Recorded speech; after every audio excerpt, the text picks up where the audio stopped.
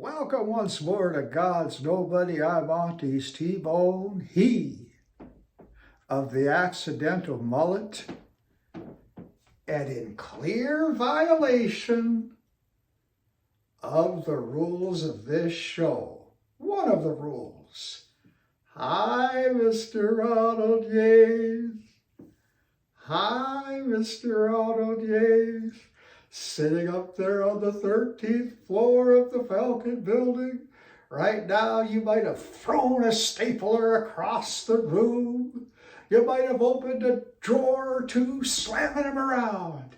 And you might think you want to fire the reluctant Jonah. But I want you to remember something. While you refer to me as being the nobody,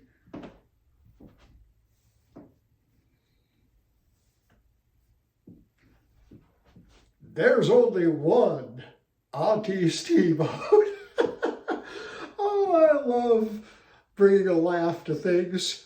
I'm going to see if I can bring a laugh over here out of the Director and the Ultimate Lackey, Mr. Peep. We'll see if he wants to say hello to our subscribers and viewers today. Hey, Mr. Peep, do you want to give a shout out to our subscribers and viewers today? Oh, not really. Not really. You sound kind of anxious, Mr. Peep. What's wrong?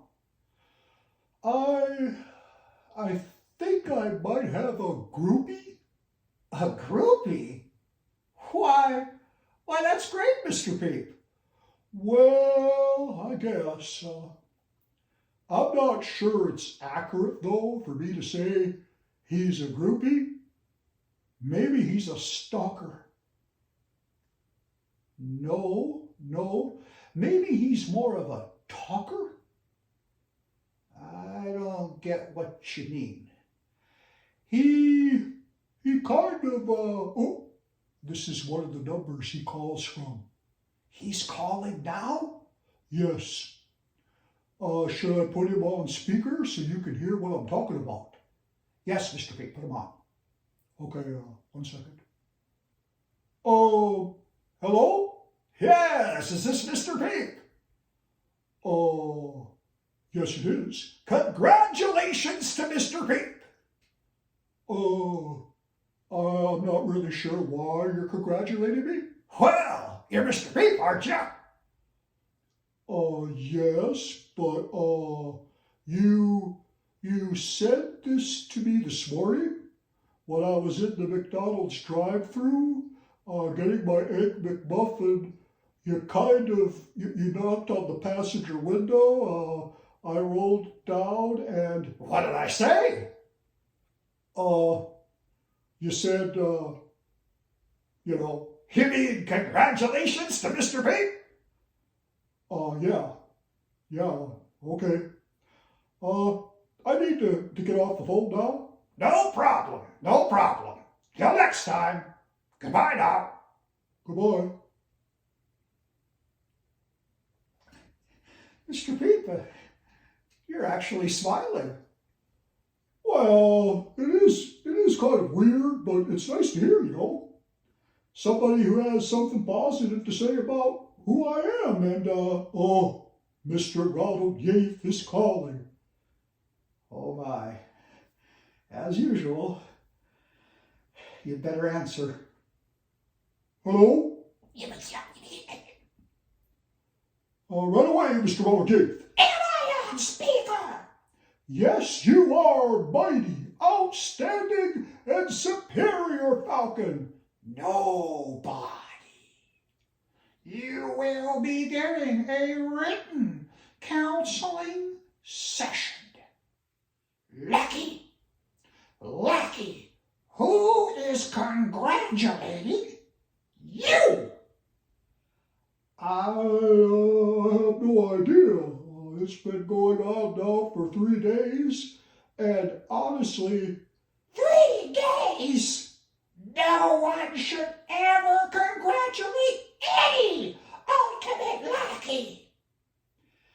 Mr. Ronald Yates, maybe you are... That's old fact to you, nobody. I'm I'm really confused. I wonder. I think it might be time to hire a private investigator. I think I know what is going on here.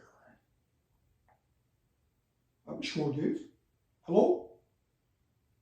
Mr. Lordier? He hung up. I think he's thinking what I'm thinking. You mean you think Mr. Ronald Yates has an idea who this stalker is? Maybe. Could be something else, too. Well, let's move forward with the affirmation. Thanks again, Mr. Peep.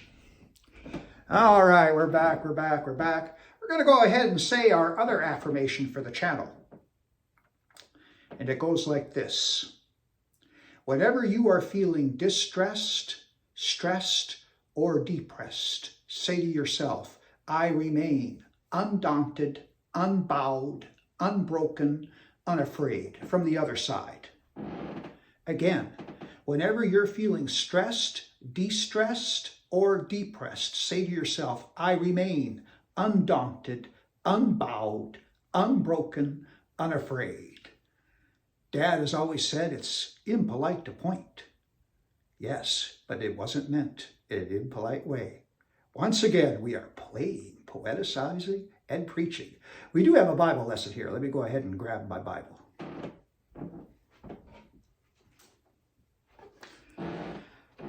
We're back at it here. The creaky floor. Oh. Our lesson for today is don't have it taken away. And it comes from Psalm 119, verse 43. That's our first verse.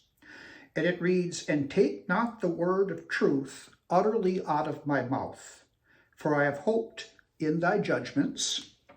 And then the other Bible verse comes from 2 Thessalonians 2, verse 10. And that reads, and with all deceivableness of unrighteousness in them that perish, because they received not the love of the truth, that they might be saved. You know, there are many reasons why we're admonished to have a fear of the Lord, but we're not always told why. And what happens is that we end up with a depreciation in terms of our belief in God's power, because there are many things about God's power you're not going to know unless you read the Bible. And one of them is his ability to take the word of truth utterly out of our mouths.